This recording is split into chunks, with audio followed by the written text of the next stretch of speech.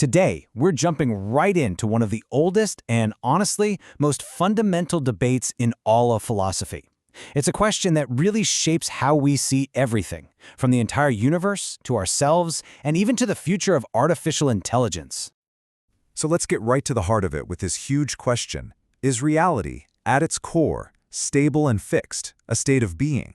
Or is it in constant motion, a never-ending process of becoming? Believe me, how you answer that changes everything. So you've got these two massive ideas going head-to-head. On one side, there's the classic idea of being, this belief that deep down, underneath all the chaos we see, there are permanent, unchanging truths. And on the other side, you have becoming, the more radical idea that change is the only thing that's real. The reality itself is a verb, not a noun. To help us unpack all of this, we have two brilliant thinkers with us. Arguing passionately for the philosophy of becoming is Dr. R.S. Thorne, and challenging his views, defending the classical tradition of being, is Dr. Elena Vance. Here's how it's going to break down. We'll watch them debate reality, personal identity, and the future of AI. Then we'll pull back to look at the bigger picture, while leaving the final verdict up to you. Let's get into it. All right, round one. Let's kick things off with the biggest question there is. What is the universe really made of? Dr. Thorne, the floor is yours. Thank you. Look, my argument is actually pretty simple. Nothing is static. From the tiniest vibration of a subatomic particle to the vast expansion of the cosmos, everything, and I mean everything, is on a journey of transformation. Existence isn't some destination we arrive at, it's the movement itself. To truly be is to always be in the process of becoming something else.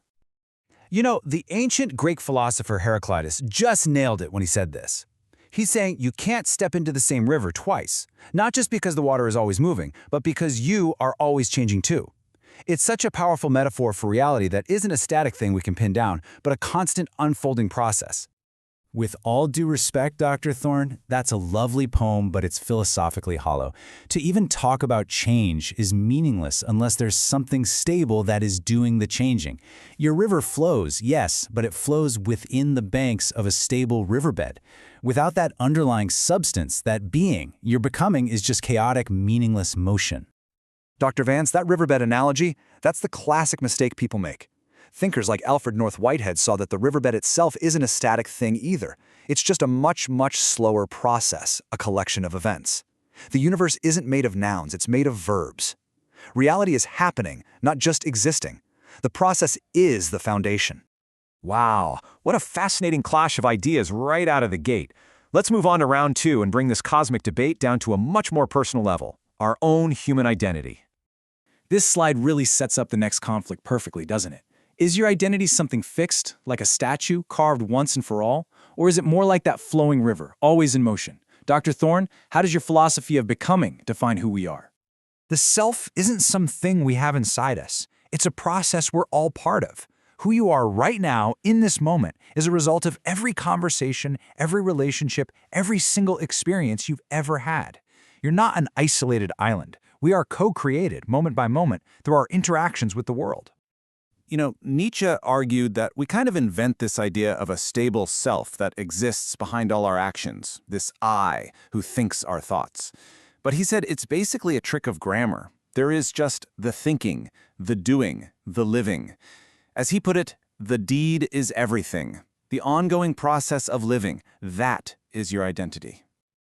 And this is precisely where the philosophy of becoming isn't just incorrect, it's downright dangerous. If there's no stable you that lasts through time, then what basis do we have for personal responsibility?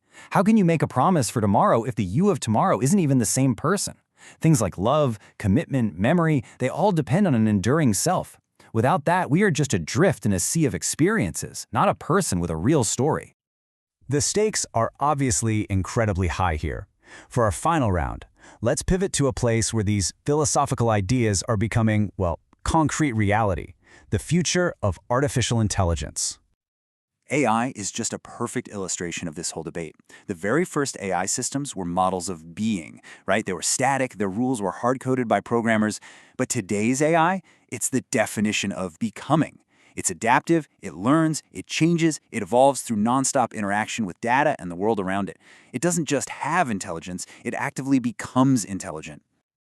And what's so fascinating is how much this mirrors our own brains. Our brains have plasticity. They literally rewire themselves based on what we experience. And that's exactly how a deep learning model works, constantly updating its connections.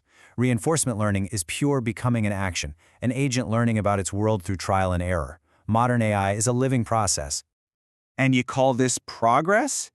To me, an artificial intelligence that's always changing, with no stable, unchanging ethical principles, that's a terrifying thought. If its values are always shifting, how can we ever trust it? What stops it from becoming something that decides humanity is an obstacle?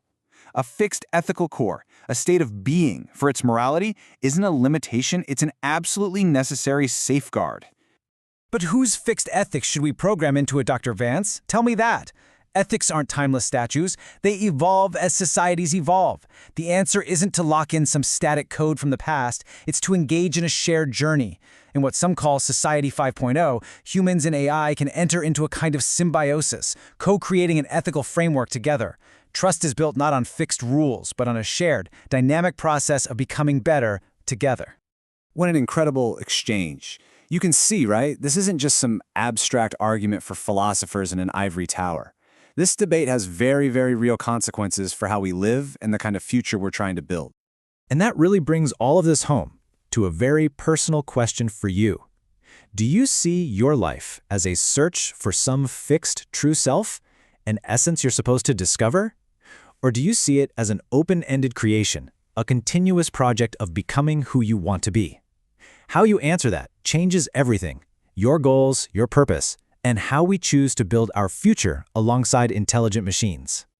So, we've heard the arguments for a stable, essential being, and for a dynamic, relational becoming. We've looked at reality, at identity, and at the future of technology. Now the final verdict? Well, that's up to you. So I'll leave you with this. Think about your own life. When you look in the mirror, do you see a fixed person who's just having experiences? Or do you see the sum total of a process that is never, ever finished? Is your life a state of being, or is it a constant unfolding process of becoming? The answer is yours to decide.